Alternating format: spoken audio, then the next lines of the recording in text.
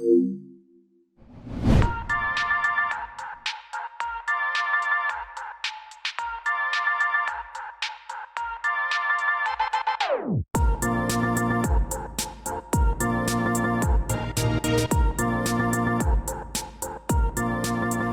guys, welcome to episode 14 of Operation PlayStation. I'm one of your hosts, Dash, along with my co-host, Mr. Paul James. What's going on, Padge?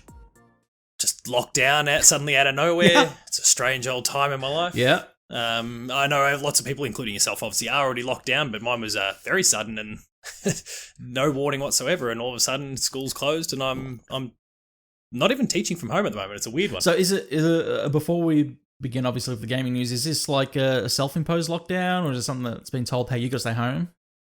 Well, there's apparently a COVID case with someone at the school, whether it's a staff, a student, a cleaner, a principal, who knows who it is. It's not been divulged yet because it's government process and whatnot. But it basically means I haven't been informed yet, but presumed there's going to be a deep clean of some sort, which means we're shut down for the week. And because the language is shut down, it's not remote learning, means I get a week to play games at home. It's great.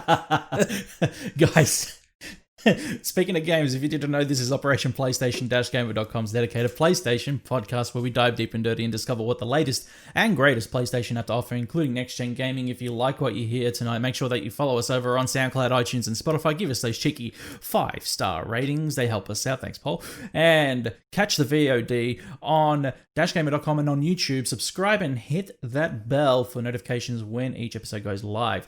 Padge, housekeeping, what have you got?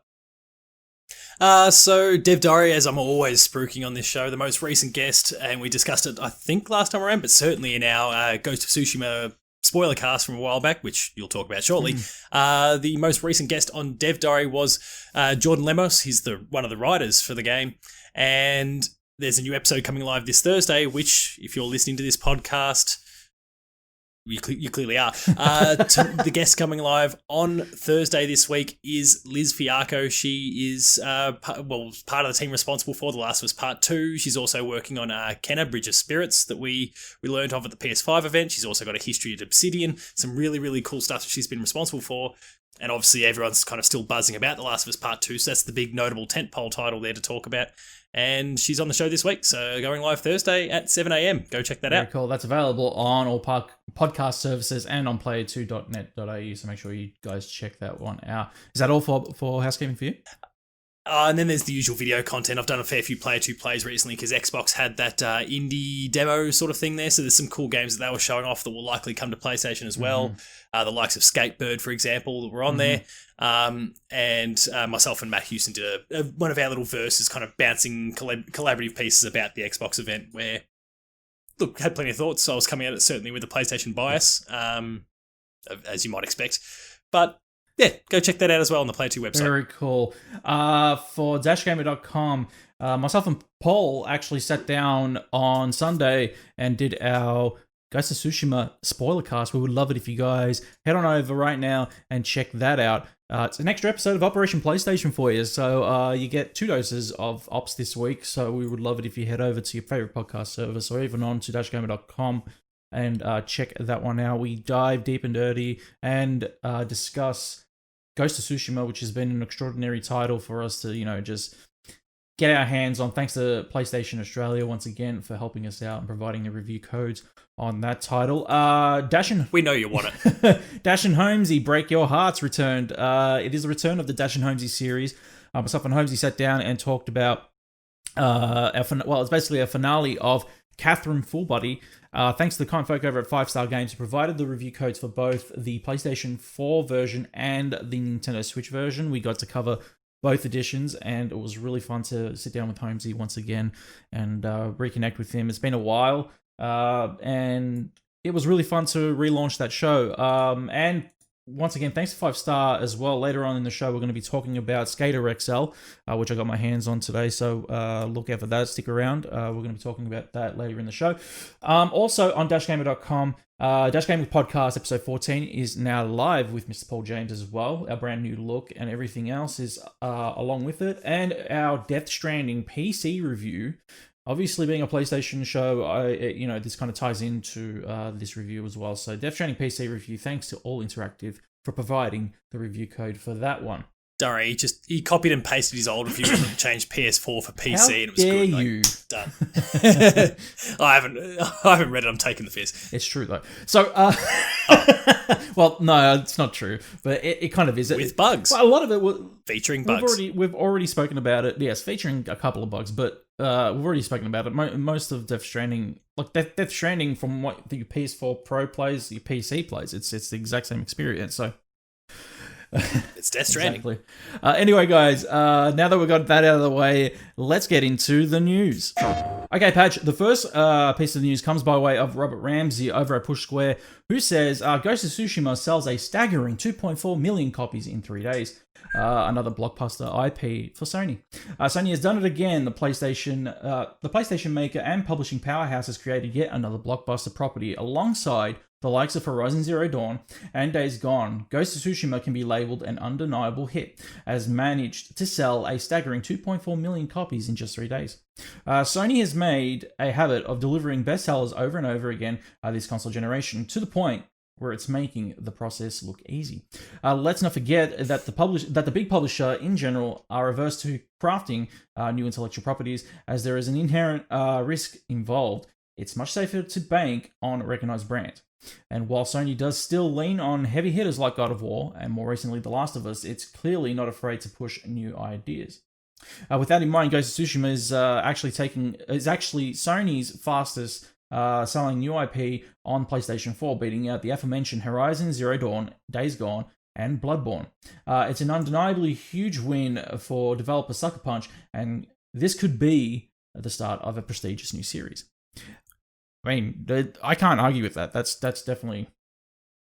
Are they really like? I get his point about publishers tending to be a little bit more averse to working on new IP, but I don't like. That's a very general comment that you could probably point in the direction of a lot of other publishers. Oh, yeah. PlayStation time and time again proves that they're not a one-trick pony like that. I mean, the PS3 generation, there was certainly there was probably a window of 2 years there where they churned out a new IP, or at least they were first-party titles, and a lot of them were new IPs almost every month. Now, not all of them were successful. There's Starhawk and Puppeteer and those sort of things that kind of flopped. They were still brilliant games. They're not afraid to put out first-party titles, and they've done it again this generation. That's been pretty true to form. And even when he speaks of The Last of Us, like The Last of Us Part 1 is still a fairly recent game. They've only just done a sequel to it now. Like that was even a new IP too, and it was a huge risk. PlayStation is a first party that's not scared to try something new.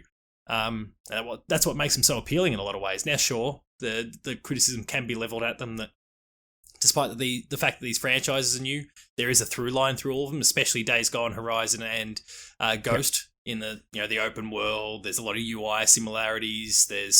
There's quite a few technological similarities too. But at the same time, the new IP, new characters, new risks. Horizon was a huge risk because of the whole female protagonist thing, which I personally don't consider a risk. I don't care whether they're male, female, whatever. Who cares? But I guess you got people that hold the coin purses that, especially over at Ubisoft, as we've learned recently, that consider that sort of thing to be a bit of a risk sometimes. PlayStation couldn't care less. They back their studios in, and I think that's brilliant. I think that whole gender thing is bullshit. Some of the strongest 100%. Some of the strongest protagonists in gaming are female, I believe, in my opinion at least. Like along the lines of Aloy, we're looking at Ellie from The Last of Us Part 2, obviously.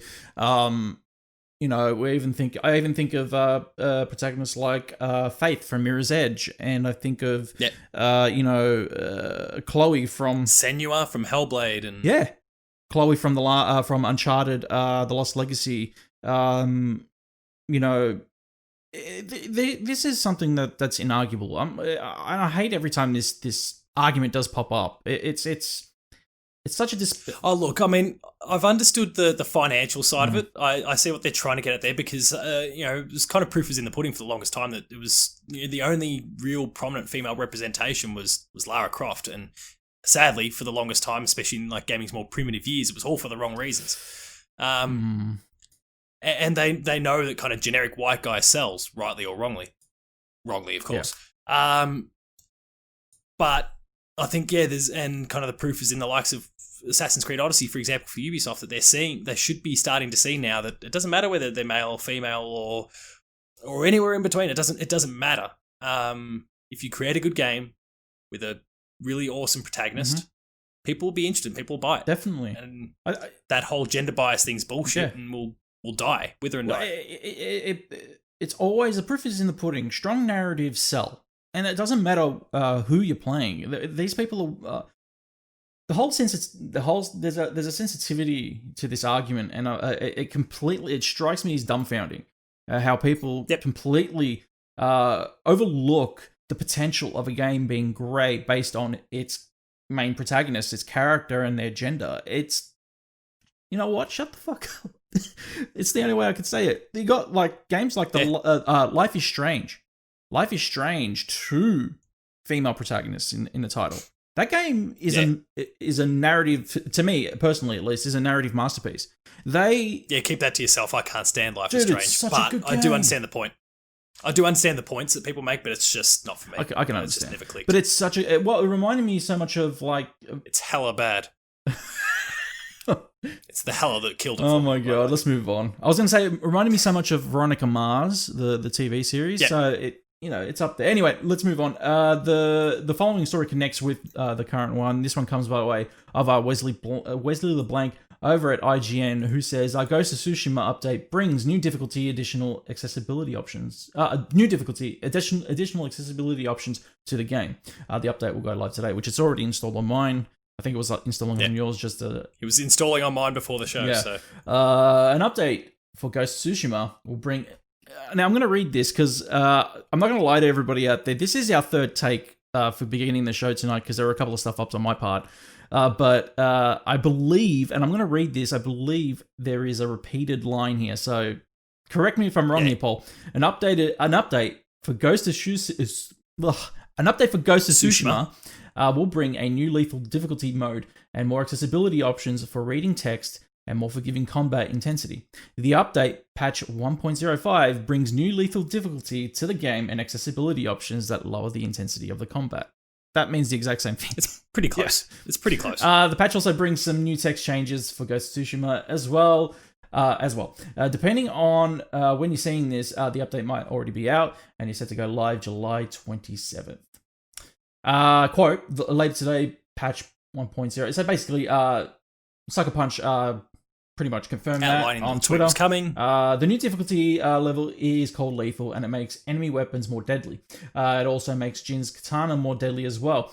Enemies are more aggressive in combat. They detect Jin faster, and parry and dodge windows are tighter. The patch note reads, as far as new accessibility options, they seem to be focused around lowering the intensity of the game's combat. Quote, lower intensity mode is meant to maintain the heart and feel of Ghost of Tsushima combat while relaxing several timing-specific elements. Combat is less intense, giving you more time to react. Stealth settings are more forgiving, and enemies take longer to detect you. I think it's all pretty cool. This is obviously quite a long article because there's quite a few things that have been kind of outlined in the in the news itself and in the actual coming update, or I suppose the update's now here. Look, it's great. They've kind of upped the difficulty, which is one of the main criticisms that some parts of the community had, where they were just saying it's too easy. And on the other side, they're kind of catering to either the lower ability end, the maybe different levels of ability in terms of accessibility. They're kind of catering to everyone with this update, and I think it's great. I think it's fine. I played it on normal difficulty, and I never found it to be easy at all, to be honest. Like, I found it to be, if anything, difficult. So, I don't know, man. Yeah, I wouldn't have gone as far as difficult, but it required me to be paying full attention to it. I couldn't just coast. Well, yeah. These days, they're very good with designing titles like this to in hopes of people being, the dexterity being at a higher level now. Yeah. Who knows, man? Look, I understand, and I can, They're just appealing to the Sekiro and Dark Souls fans out there with this high-end update. I can understand why they've done it, and I think it's a great update for accessibility options, so that's great. Paul, let's move on. The next story comes by way of, actually, it is a new website, actually. I've never heard of this one. Marco Cocomello neither did I. of Glitched. He says, cancel Sucker Punch game Prophecy gameplay leaked. Uncharted meets Assassin's Creed during an unknown era, he says. Sucker Punch just released its fantastic open-world Japanese game Ghost of Tsushima on PS4. Man, we're still going on about this game. However, it seems the studio was working on something very different at one stage as a game called Prophecy leaked online. After watching the leaked videos, the game actually looks pretty decent. The gameplay trailer shows off some sort of medieval city as the protagonist confronts some armed guards while searching for a hidden tomb beneath an ancient statue. According to the main character, these treasure hunters are searching for ancient tombs which hold something dangerous. The rest of the gameplay trailer touches on the combat and parkour in Prophecy. The protagonist escapes a group of guards and uses stealth to sneak away. The game is unlike other Sucker Punch titles that have come before. The main character seems to have no magic or abilities. He uses smoke and materials to blind his foes and set them on fire. I mean, there's a little bit more to it. They're saying no magic or those sort of things. Some of this powder stuff that he throws around, right near the end of the actual gameplay sequence they show. Yeah, it lights people on fire, but it also kind of just burns straight through their armor, so it just completely disintegrates whatever's there. Yeah, there's got to be something more to it than just simple. Hey, I'm going to throw this salt at you and look what happens. But otherwise, fantastic looking game. This is the first time I'm actually watching the trailer because we discussed this before the show that I hadn't seen it yet. Yeah. But from what I'm gauging and what they wanted out of this, obviously, was to kind of go the opposite direction of an Infamous title. By the sounds of its description. Still using abilities that, obviously of surrounding objects and all that stuff, like elements of fire and all that, but without actually harnessing the ability to, magically just conjure it. Exactly, yeah. There's a lot of Ghost in it too. Like, you can see that this was a project that was being developed before Ghost, and you can see that DNA in it, especially like and you remember from Ghost where if you're trying to stealth your way around, you could kind of climb under a building and it drops into a first person mode as you scoot under. That features in this. The combat is kind of there as well, far more primitive, and certainly some of the animations are a bit weird and wonky, but this was even pre-alpha. This is so early in development still at this point. Like, all of that stuff's there. You can see how Ghost came from this. My only hope is that this project actually still lives on in some capacity, and that, look, it didn't necessarily work too well for Naughty Dog in terms of the how well the teams functioned. No, sorry, no, Naughty Dog. I mean, in terms of like when they went to do the Uncharted Last of Us split with Uncharted 3 and The Last of Us Part 1, there was obviously a lot of stress and trouble through the team there. So I hope if Sucker Punch were to replicate the same thing, that they manage their staff and their team a little bit better. But I'd love to see them kind of split in a little bit and keep one team that's focused on Ghost, the future of Ghost 2, presumably, and then another team that maybe goes back to this, because as much as you can see the DNA in there, it does still stand apart from both Infamous and Ghost. It's this nice middle ground, fictitious, but not about magic and all that, or superpowers like in Infamous. Yet there's this melee focus. It's this really cool middle ground. I quite like it. Do you think it'll eventuate? Because it kind of looks a little bit like, if I were to kind of mix it, it definitely has Assassin's Creed vibes, first of all. Second of all, it's almost like, I hate to say it, but it's almost like an amalgamation of Assassin's Creed and like a Prince of Persia kind of thing, kind of deal by the looks of things. There's a bit of that too. I don't know, man. Do you really think that this could eventuate on PlayStation 5? Oh, look, I think it's probably dead. Otherwise, they would have stuck with it in the first place. But I'd love for that to not be the case. When do you think that this would have been around? Like, do you think this would have been something that was in 20 development? 15, 16? Right after the Second Son, yeah. Yeah. Once they were done, look, I mean, when Second Son was done and part of the team continued with First Light, I'd imagine there was the bulk of the studio was starting to focus on this. And they decided maybe that the setting wasn't quite for them, or the character wasn't quite for them. They kind of scratched their brains. They landed on the Tsushima idea and pulled whatever mechanics they liked from that out, applied it to Ghost. this fell by the wayside. How much? It's a shame. Probably won't see it again, but I'd like to see it. How much work you reckon went into this? Just this demo, you reckon? Because I like this would have had to be in a couple of months of work just in this alpha. Yeah, like sure, it's probably an extremely vertical slice, but you'd have to think there's at least 6 to 9 months of stuff there. Wow, that's a long time to invest, and that's probably why we like hadn't heard from Sucker Punch. That's why they were for the entire generation. Like they only developed 2 games for PlayStation 4, and that was Infamous Second Son and 2.5. Or 2.5. Yeah. But again, like it's okay though, because again you can see like they've pulled mechanics out of this and applied it to Ghost anyway, so it wasn't wasted time. The first person thing, the combat is there's a lot of similarities. It's obviously not nearly as refined in what we see of this demo, but like it's there and you can see it. You can see the through line to what eventually became Ghost. So it's not wasted. No. I just hope that the IP and the concept isn't wasted either. Well, the concept's obviously been like Ghost borrowed a lot of its concept, and you can tell, especially like some of the bits where he's crouching and underneath all those wooden pails and going underground here. Essentially, the camera view is exactly the way that Ghost uses that mechanic. And how the knife is going through the palings as well. That's a lot of Ghost in there as well.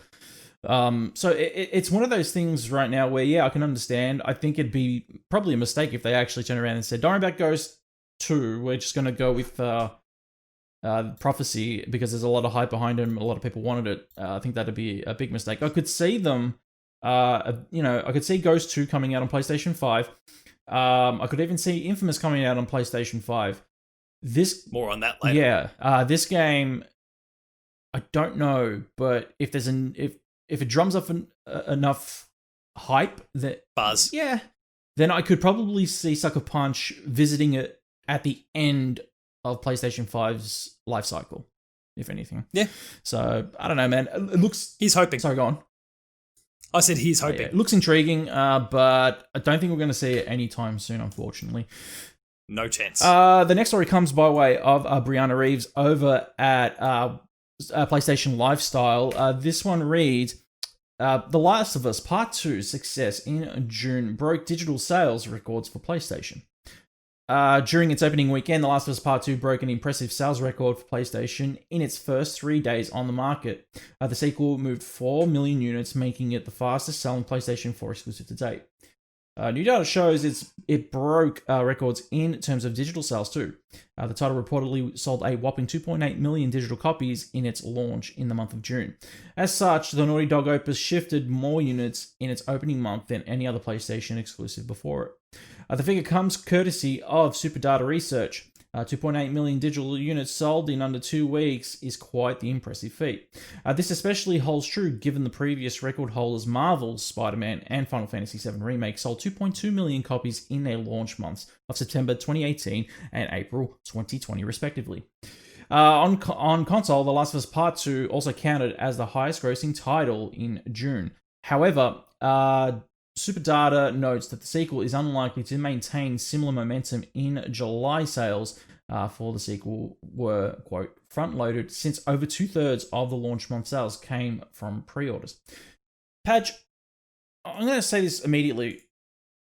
It's fantastic to see that, the game sold that many units within its launch period. Digital sales as well have boosted, but let's not kid ourselves, that's also due to COVID. Yeah. People not being willing to go out or being able, in some cases, to go out and actually buy themselves a physical copy. Right. So I'd be curious if you could kind of take that, I don't know, is 20% extra, for example?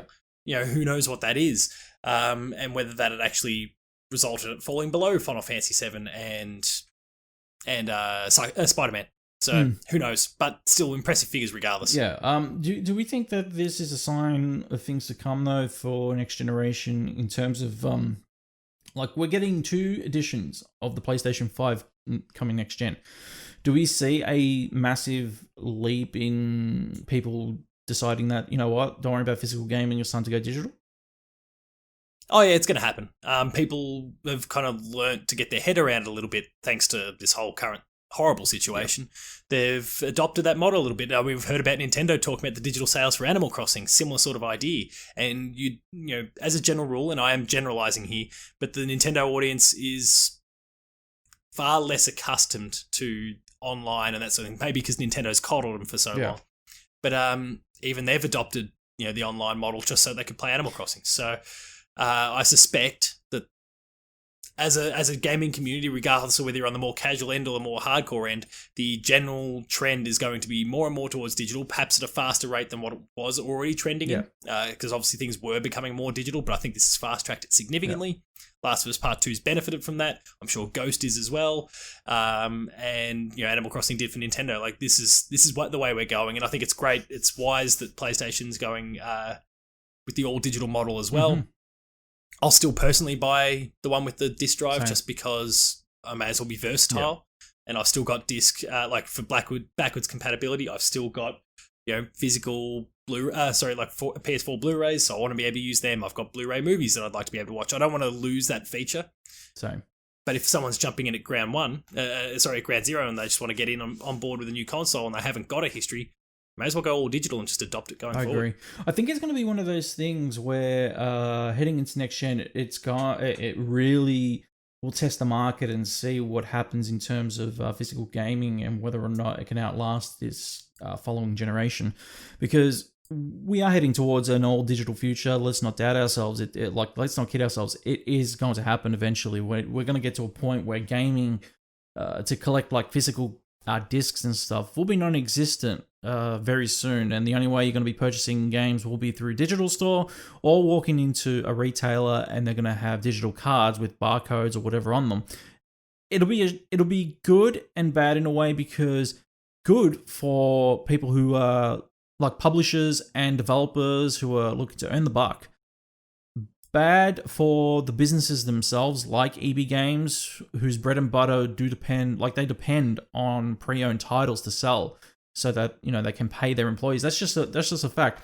Like working at JB Hi-Fi, it was always said our bread and butter was our pre-owned titles within our section. Why? Because we make a lot of. They made, because I don't work for them anymore, they made a lot of money. It's all profit on a pre-owned. A lot of profit, because they would take a brand new title for $30 and sell it for $70. So that's just how it is. And yet, you're going to notice that if an old digital future comes into play, there's trouble. There's trouble in paradise. There will be trouble in paradise. Yeah. It'll be jarring for a little while. Oh, yeah. The next story... It's where almost these collector's editions actually that we've seen that don't actually feature the game will start to come into the picture a bit more. You mean the Red Dead one? Did Red Dead have that situation? Yeah. I can't remember. Red Dead 2 had a collector's edition, no game included. Look, I mean, it's going to be a feasible thing. Like and we all know Paul, collector's edition James. Like, I'd love myself a collector's edition, but I do want to go all digital next gen. Now, there is the other push and pull that's going on that involves the actual differential in price between the retail and the digital version, and the fact that currently retail will still undercut. They're looking to undercut each other, so by extension, they're undercutting the digital market as well, which is another factor to consider. But I'd love to be able to just, you know, buy my copy of, let's just use Red Dead 3, and if I want that collector's edition, buy the collector's edition goodies and not have to have not buy the game twice as a result. Yeah. I think we're like, you and I are in a privileged position that we receive review copies of titles to, you know, work on and review, and so a majority of our titles end up being digital anyway. The versatility of having a physical disc drive plays into part of not just digital like copies we receive, but physical as well, and that's a good example of that. Like if look, I've got SKATER XL already. But it was that's all I picked it up. I'm just hanging shit. Yeah. It's all right. It's for later. So it's just like things like that are an example of, okay, if I did not have that disc drive on my PlayStation 5, I wouldn't be able to play my PS4 titles. I wouldn't be able, like, at least my physical ones, I wouldn't be able to play. It's versatility. That's right. So for Australia, I can understand. For America, I can see there's going to be a split market, but I think the majority of people that will be picking up a PlayStation 5 will be picking up the physical version, like the disc drive version of PlayStation 5. Talking about PlayStation 5, this one comes by way of Connor Sheridan over at Games Radar, who says PlayStation 5 may let you swap out its side plates for fresh designs. Leaked images show, and this is going to be a good one for Betson because I know that he already wants to turn his purple. Pop C purple. Leaked images show they could snap off and on, or off, on and off. It looks like PlayStation 5 may have interchangeable plates, giving you the option to swap out the big white clamshell aesthetic for something else. The potential new detail for PlayStation 5 design was spotted in what appear to be leaked images from a PS5 production facility, as first posted on Chinese forum and then picked up by Reset Error. The images show what appear to be the inside for the white plates that are affixed to both sides of the PlayStation 5. It looks like they snap into place with an array of slightly elevated mounts rather than being secured with screws or adhesive. So, with the blueprint basically already being leaked like this, do you think that third parties out there on eBay are already molding their 3D printing licking their shells? lips? Yeah, it's only a matter of time. If they haven't already, they will be soon. And I guess that's all dependent on them actually getting the specs and identifying where all these little hooks and bits and pieces need to be. So I guess it'll slow things down a little bit, but it's only a matter of time. Yeah. And good. I mean, one of the things that people loved about the Xbox 360 was the fact that you could interchange the faceplates on the front of the console. Yeah. PS3 couldn't do that. PS4 couldn't do that. Xbox One, you can't do that. But it was one thing that people loved about the 360, and I would have loved to have been able to do with my PlayStation consoles. So I don't mind the idea. And again, like Betson licking his lips at the idea of it being, Pop C purple, and there'd be some cool designs. He's currently got his God of War style one, custom as well. Like, there's some cool stuff you can do with the console. Yeah. So I've got the images, and if they make it easy, that helps as well. I've got these leaked images up, and the inside of the shell. I'm not sure about the outside of the shell. Can't really tell by some of these images, but the white shell looks like a real shiny plastic finish instead of like a matte finish to it. That concerns me a little bit. I wasn't a fan of the piano finish that the big fat PlayStation 3 had. If this is like a cheap plastic white shell that they're applying on the PlayStation 5, oh man, that's weird. I can understand some cost cutting, but yeah. I personally would rather the matte black aesthetic that they have going and running since the PlayStation 3 Slim. But that's personal preference. But at the same time, it's subjective. Yeah. Well, you can get. Well, the thing is, even if you do customize it, and really, I'm already thinking about it. If I do pick up the shell, if I do pick up a day one, which I obviously will, I can already. That's the intent. I can run down to a Bunnings and pick up a carbon black, matte black finish, spray can, and just give it the old spritz and then apply it back on. It looks schmick after, you know what I mean? So, we'll see anyway. The versatility, again, it seems to be the word of the night, but the versatility, I think, is important. Exactly, 100%. This one comes by way of John Fingers over at Engadget, who says, oh my god, Doritos may have spoiled the next Call of Duty Black Ops game. Of course they did. Of course, Doritos. And Mountain Dew's also got another advert coming out next week. Fantastic.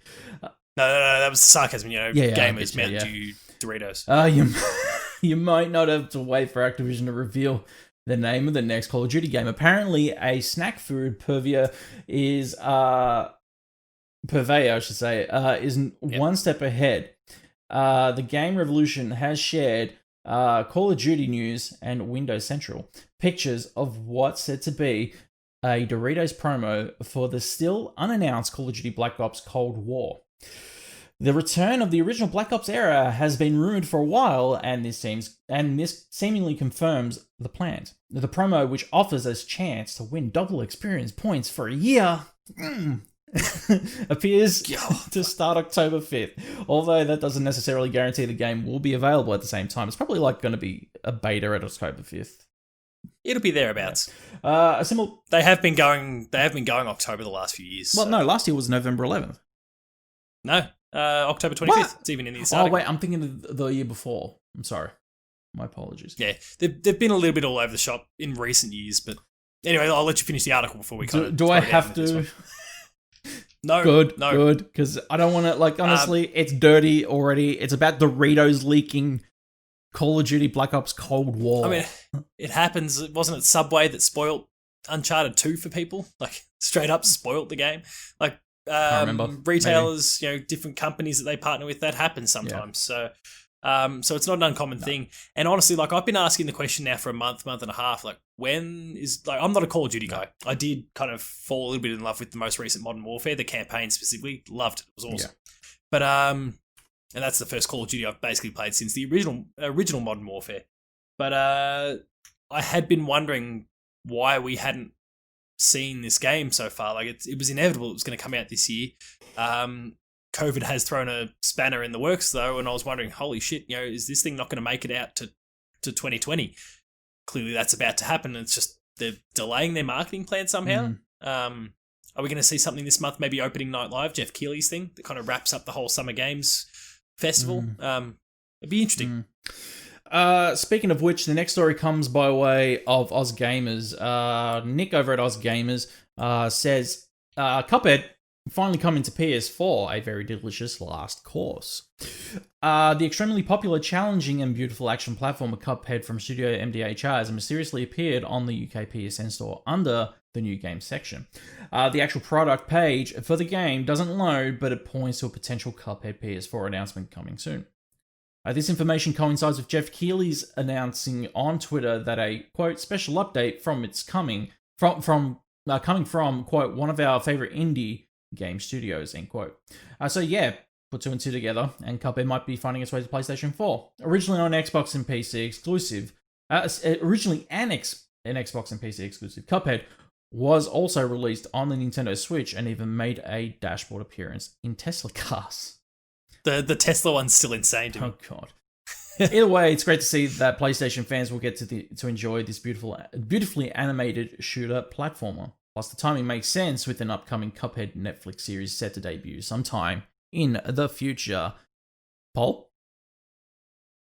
The last part that you haven't actually read is kind of one of the important keys to the whole thing as well, is that the expansion that was coming to the game, the Delicious Last Course, was announced back in 2018, is expected to finally drop tomorrow as well. Okay. That was thanks to a leak on the Xbox. So I think the fact that all three of these things are kind of coming together makes me think it's going to happen. Now, by the time this podcast goes live, we'll already have an answer. So don't shoot us if we got this completely wrong. But I'm really quite keen. I started playing it on the Xbox One. I was loving it there, but I think something came out on PlayStation. It pulled me away, and then I probably would have stuck with the game if it was on PlayStation, just because that's my preferred platform. So an opportunity to play it on PS4 would be great. It's a massive surprise too, because I thought that thing was locked to Xbox. I'm not a fan. Just didn't speak to you. Look, I'm a fan of its art style. I love the 1920s style. I could say Mickey Mouse, Steamboat Willie inspired animation that is present within the game, but its gameplay style didn't speak to me. I didn't like the fact that it was a shooter platformer that focused mainly on boss battles rather than actually being a full-on adventure.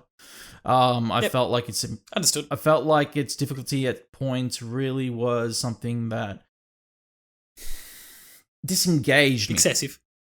It's excessive at times. Yeah, it disengaged me from actually enjoying my experience with Cuphead. I was drawn back from its repetitiveness. It became cumbersome to repeatedly jump into boss battles over and over again. I was like, man, this isn't like an adventure game. I'm getting bored here. All I'm doing is jumping in, shooting enemies, and then it's like, yeah, good. They got some really unique animations, and obviously that carries the title.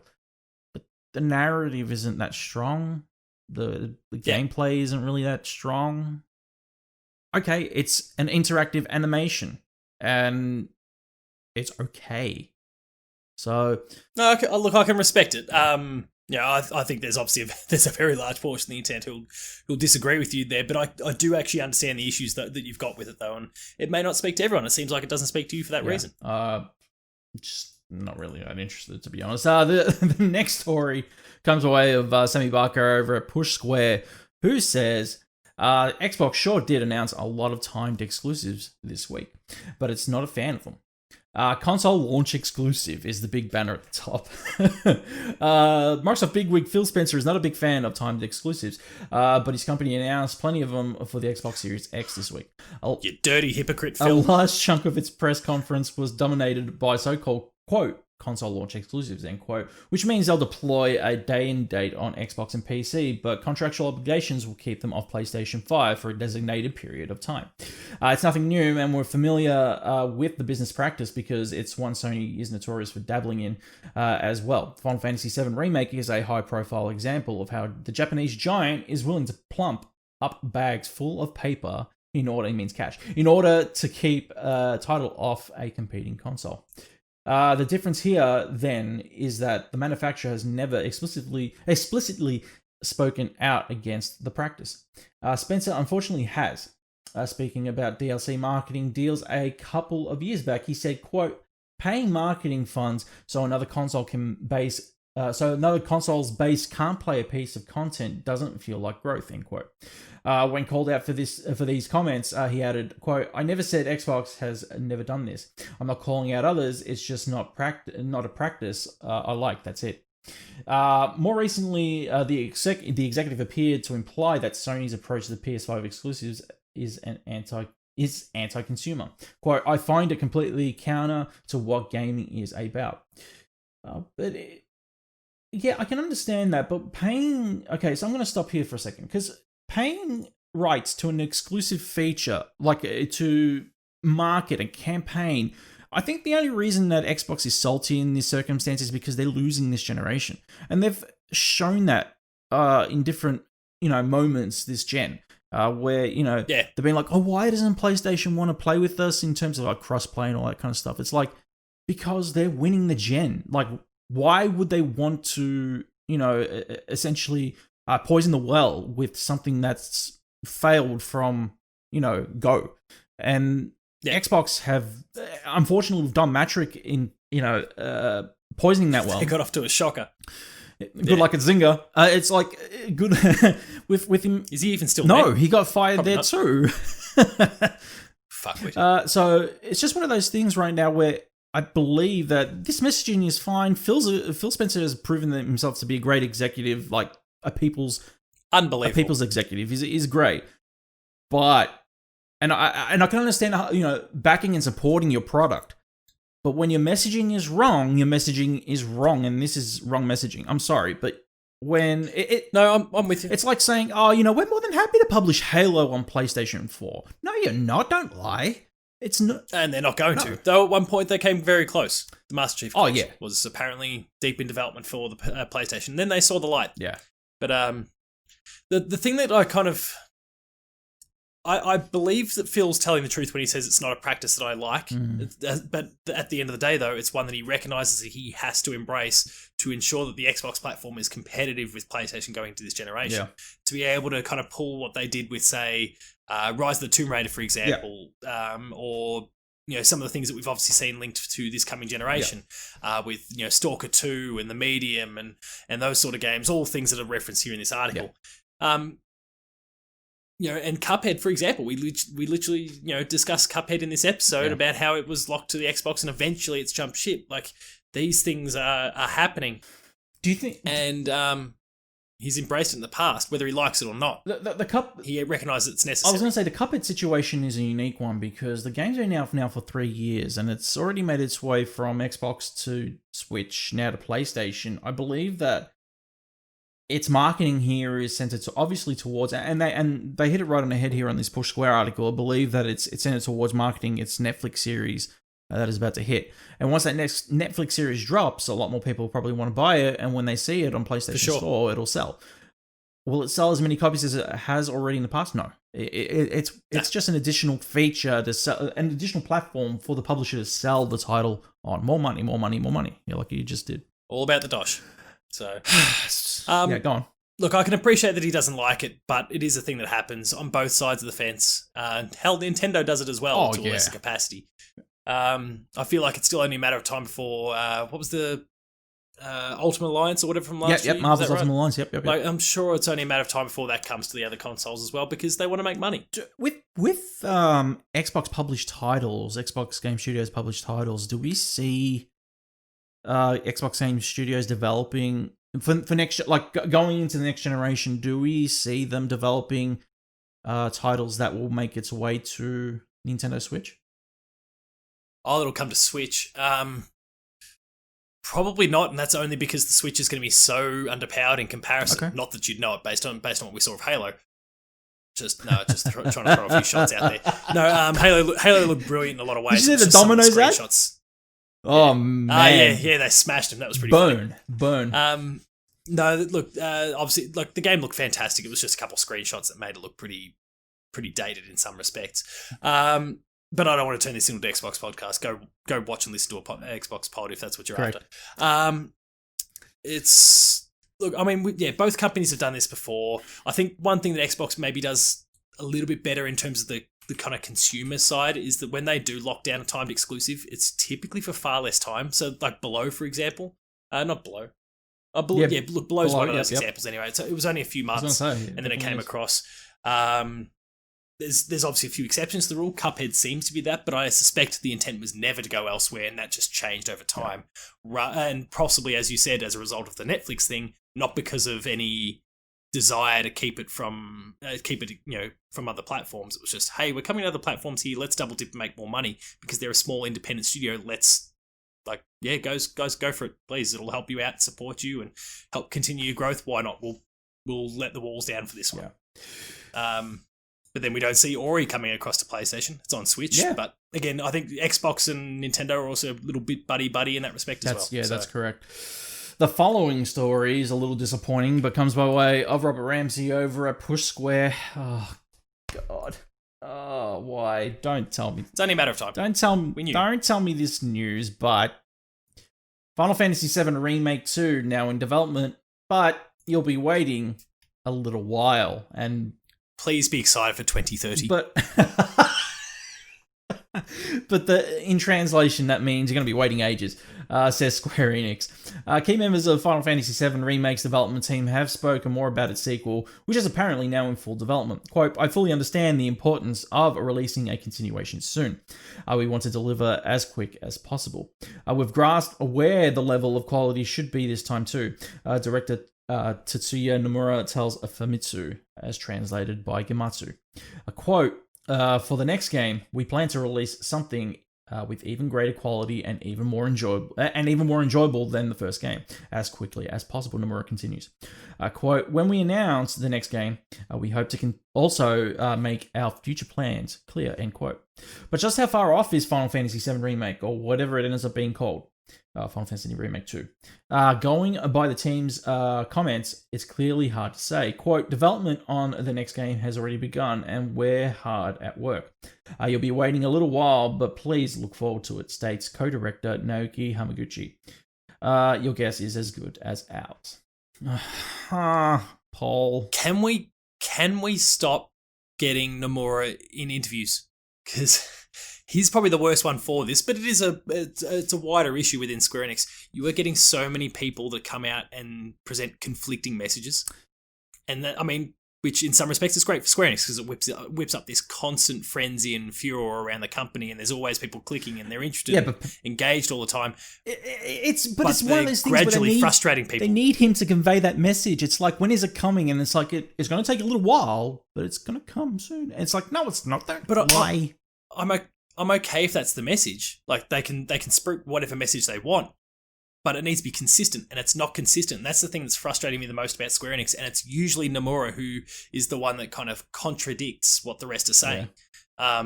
Which is why I say get him away from interviewers, because he's kind of adding a lot of confusion there. If he just head down, bum up on his work, he'd probably get Kingdom Hearts 3 and Final Fantasy VII Remake and Part 2 and all that sort of shit done quicker. But he's too busy pumping his own tires up. Just shut the fuck up and get back to work, mate. Look, holy shit. I'm annoyed to hear this because I'm really looking forward to the sequel. Obviously, COVID is still impacting, and that's the thing. We're nowhere near the end of COVID or this pandemic. We're not going to see the end of it until we actually get a cure for COVID, and If we don't, we're probably going to be waiting, for the actual pandemic to end in a couple of years' time. And so the impact of the pandemic... When the dipshits who don't wear masks finally decide to keel over and die. And the pandemic itself is putting an impact on development time for gaming as well, and that worries me for the next generation, or the next upcoming generation of gaming. And whether or not we're going to see some sort of downturn in indie gaming is one thing. I definitely I don't think we're going to have a prominent impact within the indie gaming circle next gen. It's going to be tough because a lot of gaming studios will depend on funding and resources from venture capitalists over in America, at least, to kind of help out with keeping these indie studios alive in some way, unless Xbox Studios decides, hey, let's just buy all the indie game studios. Game Pass. Yeah, exactly. No, I still, as much as you say that, I still don't agree with you. Go on. I actually think indie is going to be the thing that's going to help prop up this generation, especially early on, because the AAAs have all been delayed now, or they are inevitably going to be delayed. So you think that indies have a chance? What I'll actually see is that, and what we're seeing with PlayStation already doing in terms of what Shu and Greg Rice are doing, and what Xbox is looking to do, and what Nintendo have been doing well for the last few years here, is that they're going, okay, we've got gaps in our catalogue here for whatever reason, whether it's just a scheduling thing, or presumably what we're going to see over the next few years where GameX has been delayed a little bit, maybe only 6 to 12 months because of the knock-on effect from COVID. They will right the ship at some point, but it's creating a gap in our catalogue here. So let's go and throw a bit of money at this indie developer. We like this project. Let's get them on board, give them some support, and all of a sudden we're leveraging the PlayStation platform. It's a really good, positive, community-focused gesture. Yeah. We're looking after the little guy. We're also taking one thing here and saying, Xbox, you can't have it. And obviously the opposite's occurring at Xbox and Nintendo and all those sorts of things. I actually think the indies are going to be the real stars for the next couple of years. I hope so. Because they will have to carry the thing, but they won't be affected by COVID in the same way in terms of their actual development, maybe financially, like you're saying. Yeah. But in terms of their development, it won't be affected nearly as much as what we're seeing the AAAs get impacted. So I think it could be huge for it. Padge, the next story comes by way of Adam Bankhurst over at IGN, who says PlayStation Plus games for August 2020 are Call of Duty Modern Warfare 2 campaign remastered and Fall Guys Ultimate Knockout. Grab Call of Duty, yes, I know, campaign remastered on July 28th and Fall Guys on August 4. Sony has announced that both Call of Duty Modern Warfare 2 campaign remastered and Fall Guys Ultimate Knockout are the PlayStation Plus games for August 2020. Announced on the PlayStation blog, Call of Duty Modern Warfare 2 will be available to PlayStation Plus subscribers on Tuesday, July 28th, while Fall Guys Ultimate Knockout will be available on its release date, August 4, 2020, which means that the Modern Warfare 2 campaign is already out. Call of Duty Modern Warfare 2 campaign remaster was released earlier this year and is an updated version of the 2009 Call of Duty Modern Warfare 2. Fall Guys Ultimate Knockout is a very stylish 60-player minigame battler that sounds like a battle royale, but is actually a playable game show. In IGN's preview of Ultimate Knockout, they said, quote, where most other 100-player games rely on tension and gigantic maps with opponents rarely meeting more than once, Fall Guys stuffs everyone onto a single screen, gives them a set goal, and waits to see who comes out on top over and over again. It might be ridiculous, but it might be even unfair, but it will definitely be funny. Paul? We've seen non-stop social interactions on Twitter about Fall Guys. So it's incredible. Have you played it? I love it. Yeah, I was playing it all this weekend. The recent PC beta demo thing. Talk to me about it. I'm going to go out on a limb here. I'm going to say this is the best month for PlayStation Plus perhaps ever. Okay. The reason being that Call of Duty is of course Call of Duty, and that's going to speak to so many millions and millions of people, and that's a huge get for PlayStation. But then I think what we're going to get with Fall Guys here is a repeat of what happened with Rocket League back in 2015 when it was a PlayStation Plus game. That was July 2015. Big. Because while you were describing that, I was going and checking out the old video, the PlayStation Plus lineup from that month. July 2015 alongside some high quality titles like Styx, Master of Shadows, Mousecraft, Rain on PS3, Entwined, and Geometry Wars 3 on Vita. There's some decent games there, and Rocket League's obviously enormous, but I think we haven't seen PlayStation launch a game, like as in, today's the game's out and it's on PlayStation Plus in a long, long time. Maybe even since Rocket League. It might be that long ago that we've seen something like that happen. And I think this has got the appeal, the similar sort of appeal to what Rocket League had as well. So do we see this becoming a trend though? Because I'll be honest with you, it's kind of, you can compare it almost to like a Games Pass kind of deal. And obviously, PlayStation have to pay out the development studio and publisher for the rights to actually... Devolver in this case. This would be heaps of money. Like, I remember when Rocket League ended up on PlayStation Plus, Greg had a discussion with head of studio at the time, and he was former... Old mate from IGN. Yeah. And he asked the question, he goes, if you can disclose it, how much did Sony pay out? And he goes, I can't disclose that amount. He goes, but it is a lot. He goes, so it really does, say that this game itself is going to make a lot of money for the studio. So yeah, absolutely. And I think it's going to make a lot of money for PlayStation because Rocket League was huge in that respect too. That because it became this phenomenon instantly, people went out. Obviously people were buying PlayStations in droves already, but people went out and bought a PS4. They bought PlayStation Plus or subscribed to PlayStation Plus, and then they bought into this game, and it just became this huge, huge thing. And it would have cost Xbox a lot of money to be able to pry it out. It would have cost Nintendo, it's on the Switch. It would have cost Nintendo a lot of money, PC, like all that stuff. It was huge for it. And I think Fall Guys has that potential to do the same thing. 100%. I agree with you on that one. It may not quite be to the same level. Like Rocket League is really one out of the box. Yeah. But pretty close. The next story comes by way of Robert Ramsey over at Push Square, who says Sudokun's spiritual successor, Aiden Chronicle, announced PS5 version, a Kickstarter stretch goal. Paul, you were discussing this with me before the show and how much money it's already raised. How much is it up to at the moment, or before? I'm looking at the count as we speak now. It's obviously they were talking Japanese yen, so there's conversions and all that sort of thing. So what it converted to in Aussie dollars was $714,000 that they were looking for. Right. The first day is not yet complete, and they've made currently, by the time this podcast airs, 2.2 million. And that's unlocked the PS5 version. It's unlocked Xbox Series X. It's PC because PC was the default standard thing. They smashed those goals in 7 hours. It's unbelievable what they've achieved. Even before reading the article here, you can definitely tell, and it's the one thing that you brought up, the one title that you brought up to compare it with, which was Project Octopath Traveler, or Octopath Traveler, I should call it. I could still call it Project Octopath because of the presentation. But anyway, Robert Ramsey says fans of Sudoku series might want to pay attention to this one. A number of key staff who worked on the classic role-playing series have taken to funding platform Kickstarter in order to announce Sudokun's quote spiritual successor. Now, question. Suikoden's. I keep saying Sudokun's. Suikoden.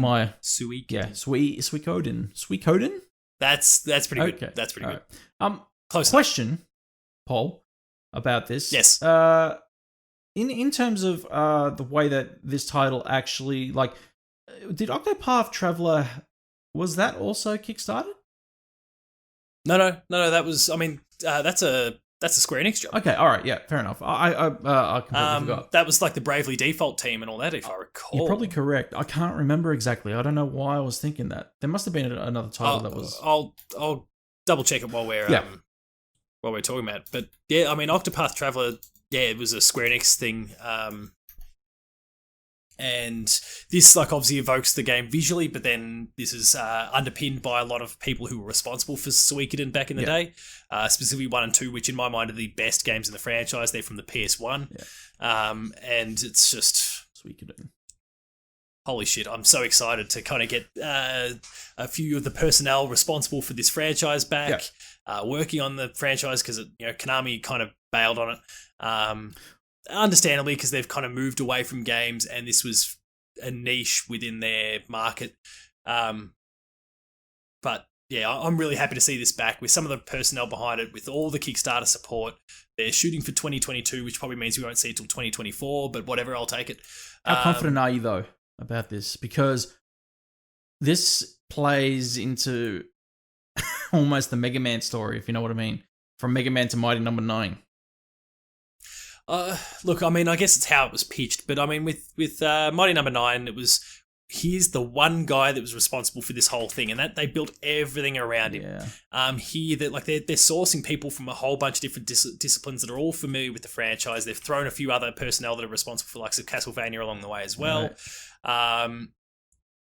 And then they're tempting us with this really gorgeous art style, which is in some respects referencing the original games, but also really takes quite a lot from Octopath Traveler in recent years. I'll back him in. Fair enough. And they're giving themselves a fair bit of time too, which was not something that I mean, it's how things eventuated with Mighty Number 9, but it wasn't the intent. So I think it'll be fine. The thing was, I remember when Keiji Inafune came out and did that video, the presser for Mighty Number 9, and revealed that he was working, when he left Capcom, he was working with, his own independent studio. Indie Creates. Yeah. To create Mighty Number 9, and I backed them. I was like, man, this is awesome. More Mega Man. Hell yeah. I even got the press kit and everything for it. I think it's up in the cupboard somewhere. Probably pop that out one day. But the game wasn't that great. And when I hear stuff like, spiritual successor and it's going to be on Kickstarter, I cringe a little bit, because even like titles like Shenmue and all that stuff, it's like, I guess, like, I mean, Japanese games, traditional sort of style JRPGs are still quite niche, but the Japanese market seems to be still responding well to Kickstarters. We talk about very Western kind of focus games, and they're not really thriving all that much. Right. There's only a few very specific genres that are, and that's because probably without a crowdfunding platform, they're probably not going to get the funding they need, because it's just not what a publisher is looking for these days. Now this will be just fine. Like they'll get our money, my money. They've already got my money, and they'll probably then also find a publisher as well. So they'll be completely okay. But the Japanese market seems to be still latching on to Kickstarters. They haven't kind of grown tired of it or gotten frustrated by it. And we have seen Western studios have success there recently. You'd remember Sea of Stars from Sabotage, the team that did The Messenger, which The Messenger wasn't a Kickstarter game, if I recall. And yet they went to Kickstarter. They've gone with that JRPG style thing, really focusing on Chrono Trigger, and that was huge as well. Yeah. So I think, like, if you're making the right sort of game, like very particular sort of genre, or at least focus on a particular subgenre, then Kickstarter is a very viable platform for you. It's other genres that maybe aren't thriving anymore, and that's maybe because they've been burnt by what we saw with Mighty Number 9, or just the changes in the market and the interests of gamers. But there's Kickstarter is still a viable platform. It's just it's more focused than what it used to be. Oh, definitely, 100% with you on that one. The next story comes by way of Shannon over at Press Start, who says another The Witcher Netflix show is on the way. Netflix has announced The Witcher: Blood Origin, which is a spin-off show for the franchise. The show will be set 1,200 years before Geralt of Rivia.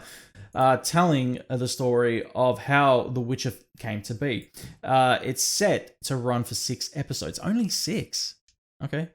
Well, then again, they're feature-length episodes, so I can understand why. Yeah, I'll take it. Here's the synopsis of the show. 1,200 years before Geralt of Rivia, the worlds of monsters, men, and elves merged into one, and the first Witcher came to be. Announcing The Witcher: Blood Origin, a 6-part live-action The Witcher spin-off series from Declan DeBarra and Lauren Schmidt-Hissrich. Nicely done with those names. Cool. The Netflix series was alright. Did you enjoy the Netflix series? I'm still only halfway through it. I just took on something to review at the time, and it kind of just fell by the wayside. But I do plan on getting back to it because I loved it. I was just head over heels for what that series was doing, and I really desperately need to see it out. So it's on the to-do list very soon. Henry Cavill did an extraordinary job. And you could tell that he was really passionate about this role. And it's even made more sense now that, he caused a ruckus last week building his own PC. Yeah. Oh my God, what a nerd. It's great, man. I love the thought of Superman sitting down and building his own PC. Just bashing parts together. Yeah, that was great. I loved it. Fucking work. Fantastic. Where's my GPU gone? All right, Padge. Thanks to the kind folk over at 5-Star Games, I was able to sit down today because they kindly sent out a nice care package my way, and it was really cool. I got to sit down and play SKATER XL. First off, awesome. Like, you know what? Good. Oh yeah. Look, I am really enjoying my time playing this title. I didn't think that I would enjoy it as much as I thought I would. I was having a discussion with Leo, and actually Huzo as well. And Huzo brought up a comparison to the title, which was Sessions, and I wasn't a huge fan of Sessions. Sessions had its problems. It still has its problems with me. I believe that Sessions is kind of a little bit too difficult in some aspects. Okay. But with SKATER XL, I just believe that they've perfected that. Like, it feels almost realistic, but it feels perfect in your hands. It's almost natural to control your character while you're skating around. Different maps that they've given you as well. There are pre-built maps within the game from the studio themselves, and there's also some community maps that are also, I don't know if they've been pre-built or not, whether they're example maps or not, but they are there. But I'm kind of like finding this to be just such an intriguing space right now for skating titles to return to form on consoles, because we got like PC gaming, like we've had sessions on PC and everything else, and it's an interesting time, between Session, between Skate 4 or whatever and Tony Hawk remastered as well. What the fuck's going on? It's making its mark. It's making its mark. What are your initial impressions when you first saw like the gameplay for SKATER XL? Look, I mean, I haven't seen a huge amount on it, but I liked what I saw.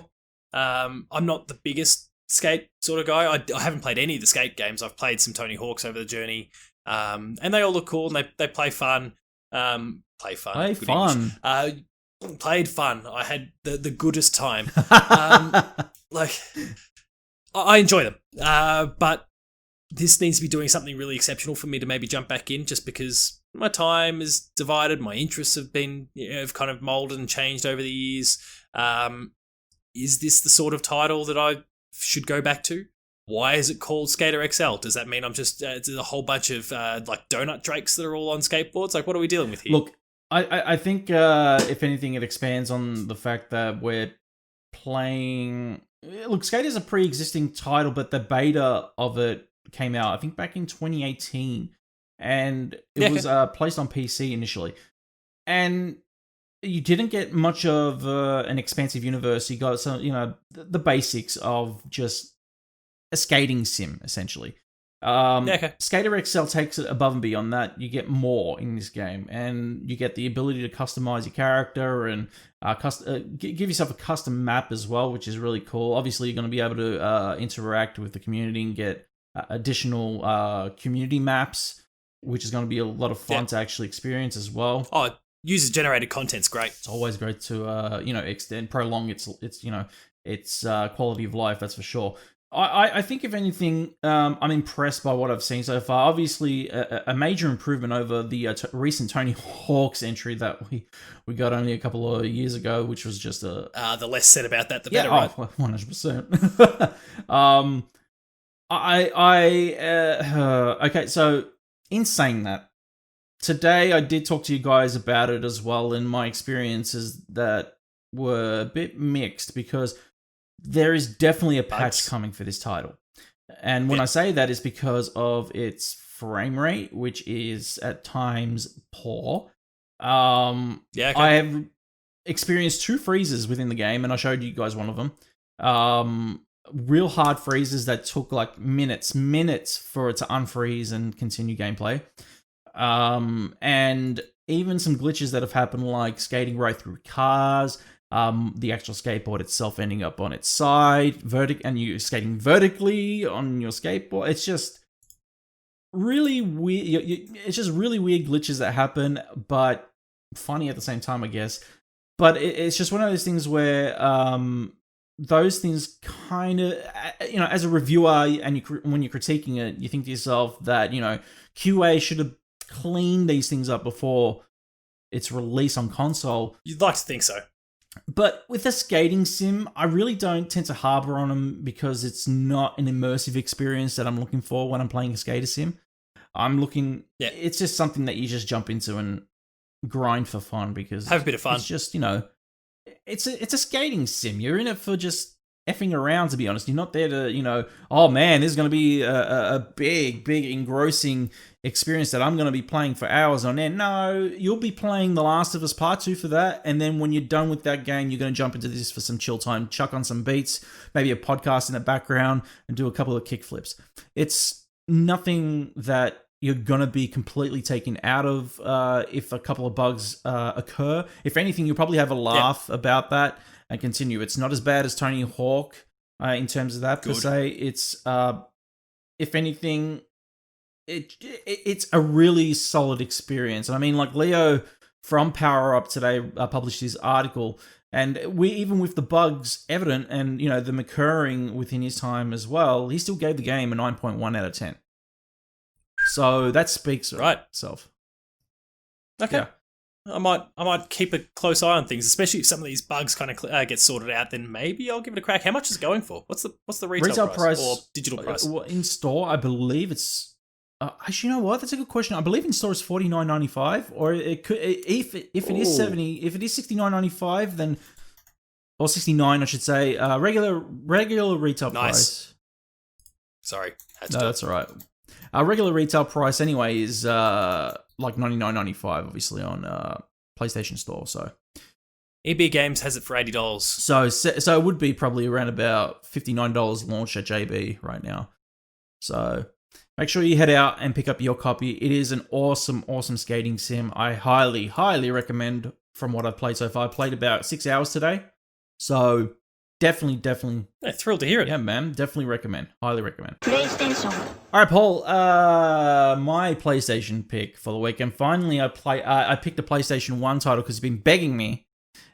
I demanded that he picked a PS1, PS2, PSP title. Yeah.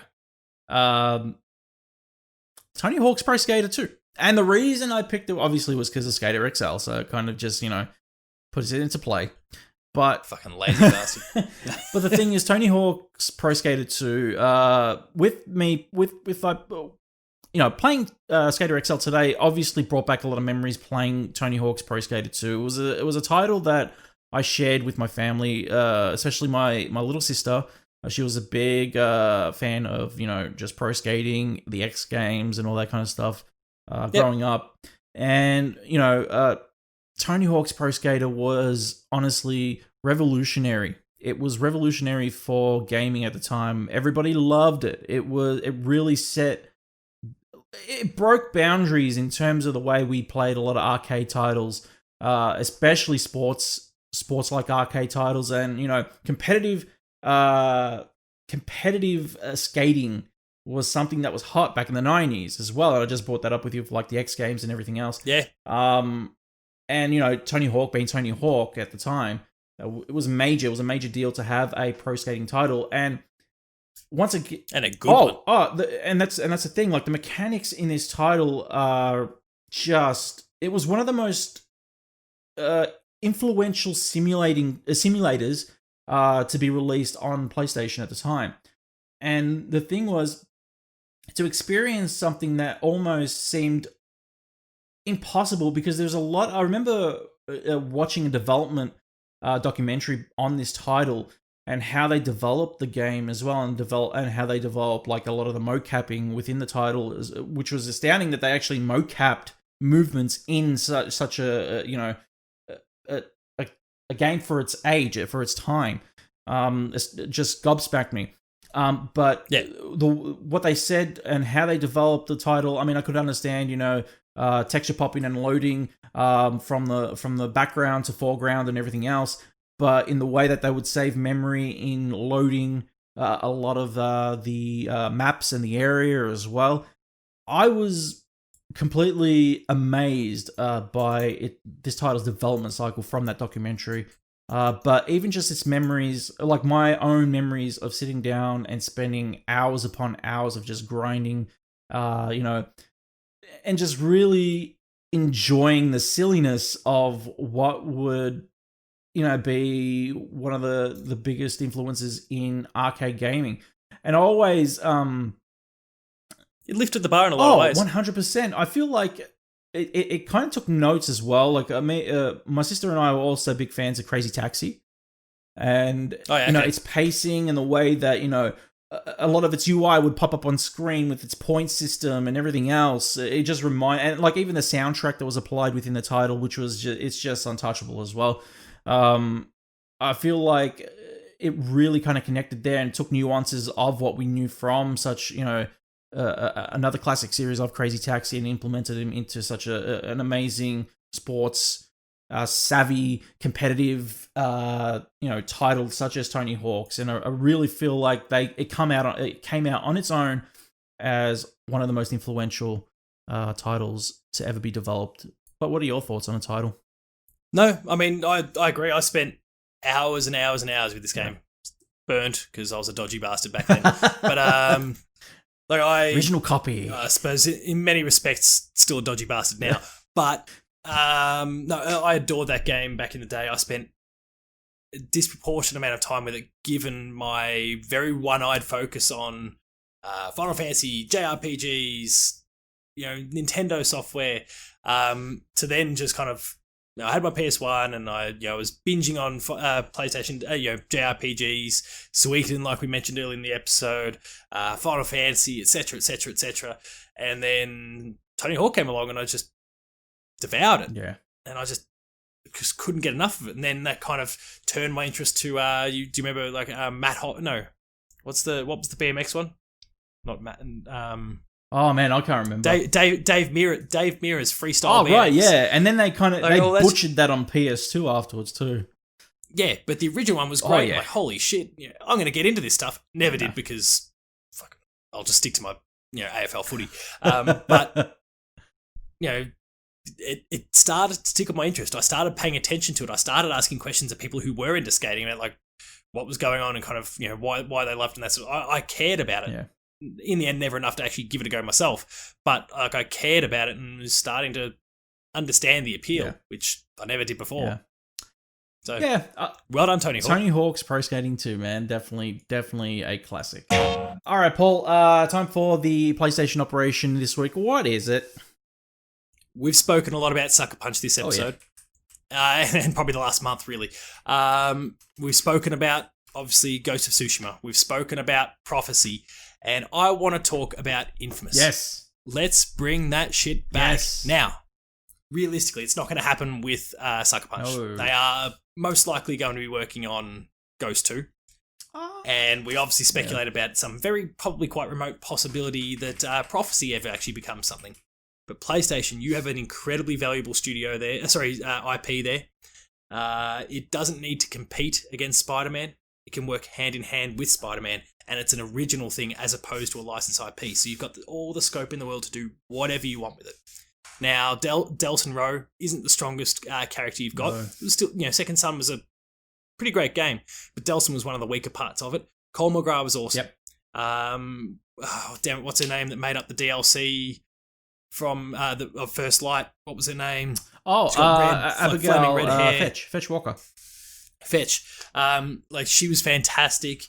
The only real miss is kind of Delson, and it's not a horrific miss either. They didn't completely whiff, but there's so much that can be done with this franchise. So much creativity there, so much scope.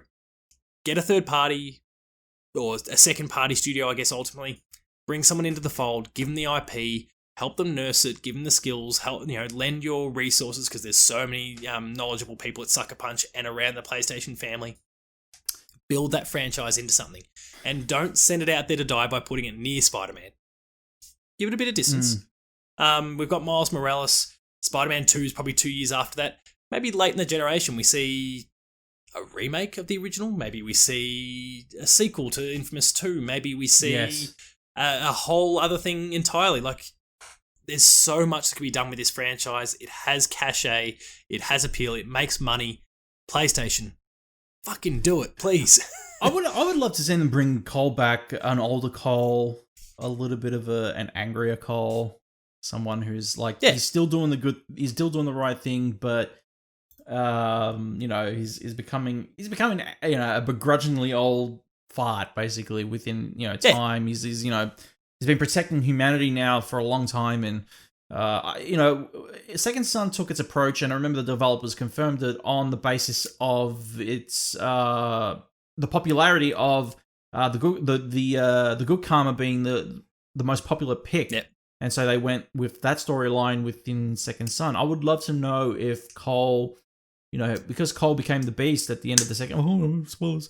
But Cole becomes the beast at the end of the second game. I would love to know his path after that, but whether or not he stays, evil, or whether he turns back to good Cole and all this other stuff happens. And yeah, there's so many different things there. He could be the bad guy, or depending on the ending, he could be like this. Well, he's already been the bad guy. Well, sorry, yeah, you know what I mean. Sorry. Yeah. He could be like this we understand that in Infamous 2 there's all these people that have now started to develop powers as well, and that's how Cole kind of starts to steal some of the ones that are there. He could serve as like some mentor to some kid kind of growing up 20 years from now, for example, your old grizzled Cole that you're talking about, and it allows you to create a new protagonist, still reference what has come before, give that person the scope to do and be whatever they want.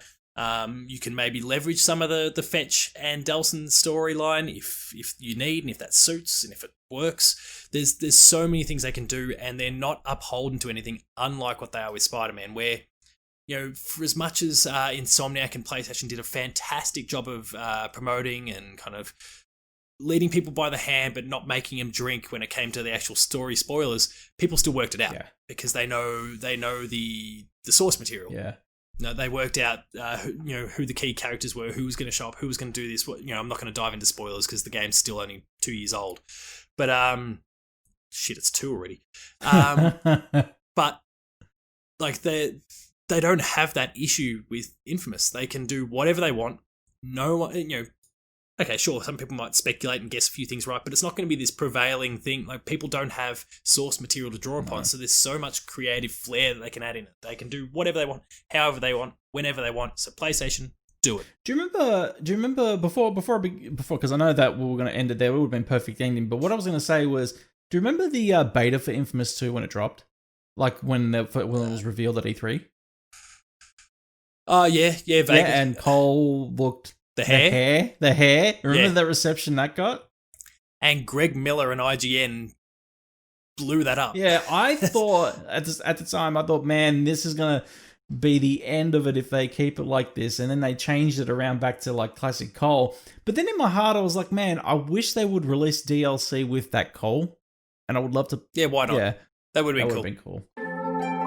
Padge, it is now time for the drop. Do we have a drop this week? No, we don't have the drop again because PlayStation can't sort its shit out over there in the US. Well, they merged the UK and the Americans and then decided that nobody would do the job. So we've sourced a list from VG247. We've pulled some dates here over the course of the next fortnight, some games that you need to know about that are coming to PlayStation and other. Fantastic. So this week, live now, available now as of when this podcast goes live, you've got Destroy All Humans, you've got Skater XL, and you've got a game that friend of the show, Zach from Well Played, has been talking about quite a lot, and I don't know what the fuck he's talking about, and given that he's pumping it up and it's an indie title, it's probably going to be mediocre because he never seems to quite hit the mark. I hope you're watching Zach so you can see the facial expression there. But Made of Skur, whatever that is, it sounds like it was a horror game of some sort. Right, I don't know. Weebs rejoice because Fairy Tail is coming out July 30, so that is this Thursday, I think. Keep an eye out on dashgamer.com. Myself and Max Cooper from For the Players will be talking about that as well. Nerds. Next week, we have the big game that we spoke about before, Fall Guys from Devolver, free on PlayStation Plus, but you can, of course, buy it as well. If you're not a Plus subscriber, don't know why you wouldn't be at this point, but Anyway, and then closing out next week on August 7th, you've got the hotly anticipated Fast and the Furious Crossroads. There we go. And most importantly, the big game of that week, Horizon Zero Dawn is coming to PC on August 7th. Yes, I can't wait to play that on PC, man. It's going to be awesome, especially given the fact that I'm looking to get a new rig too before then, so be sitting down, relaxing, playing some Horizon in 4K. All those new fans that are going to come aboard and just jump onto the PS5 when the time comes, we welcome you. Are you talking about fans as in fans or fans as in woo? Either or. But all those prospective new supporters of the franchise that are going to just buy themselves up a PS5 afterwards because they can't wait for Forbidden West. Exactly. All 6 fans will be turning on. Yeah. Guys, if you didn't know, and I don't mean 6 fans as in fans, I mean 6 fans as in on the unit.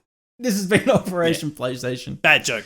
Dashgamer.com's dedicated PlayStation podcast where we dive deep and dirty and discover what the latest and greatest PlayStation have to offer, including next-gen gaming. You can follow Mr. Paul James on Twitter, Paul James Games. You can follow myself on Twitter @Dashgamer. Don't forget to follow the show on SoundCloud, iTunes, and Spotify. Give us those cheeky 5-star ratings. They surely help us out. And also catch the VOD on dashgamer.com and on YouTube. Give us a subscribe. Click that bell for all those notifications when our podcasts go live. Padge, awesome PlayStation news this week. Great as always. Lots of stuff to get excited for. And if you believe rumors, there is a State of Play coming this coming month. So let's get hyped for that. Hype. Let the hype continue. And just give me a fucking release date for the console, for God's sake. Do you think it's coming on the State of Play? It's coming in August. Whether there's a State of Play or not, they have to drop a date because they can't wait any longer. This is getting ridiculous now. Xbox they're sitting from each other. Xbox at one end of the table, PlayStation at the other end, just with their arms crossed. Like, go on, you first. Xbox has got to do it. Xbox is going to be the one that goes first. They've got to. Probably will. PlayStation doesn't need to rush because if they don't come out this year, they don't come out this year. Who knows? They're happy to not come out this year. Who knows? We might be talking about the price and release date on our next episode, which is in 2 weeks, guys. So in another 2 weeks, we'll be talking to you very soon. But until then, this operation is complete.